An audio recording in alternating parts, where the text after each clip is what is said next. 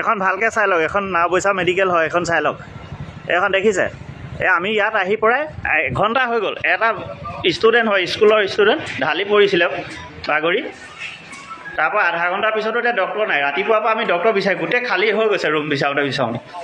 এইবিলাক চাওক, এইখনে অসামৰিক চিকিৎসালয়, চাই লওক।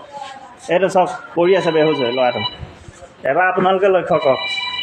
এইফালে ইয়াত কাগজখন লিখিলোঁ, ইয়াত মানুহ নাই, কোনো নাই। এইফালে ডক্টৰ চাই চাওক, এইখন বিচনা আছিলে, শুলে তেখেতে, উঠি গ'ল, নাই মানুহ নাই। এইফালে চাওক, এইফালে চাওক, এইবিলাক নাই, ইয়াত নাই। এখন মেডিকেলে চাওক, ইয়াতকৈ আৰু কি আছে? সুখ মানুহক কি এটা যেতিয়া ষ্টুডেণ্ট এনেকুৱা অৱস্থাত আমি এতিয়া ক'লৈ লৈ যাম? খৰধৰকৈ নিব লাগিব, এতিয়া প্ৰাইভেটলৈকে নিব লাগিব, নহ'লেতো ল'ৰাটো মৃত্যুৰ মুখত পৰিব পাৰে। গম পাইছা নাই? এইবিলাক চাওক, গোটেইখন চালোঁ নাই।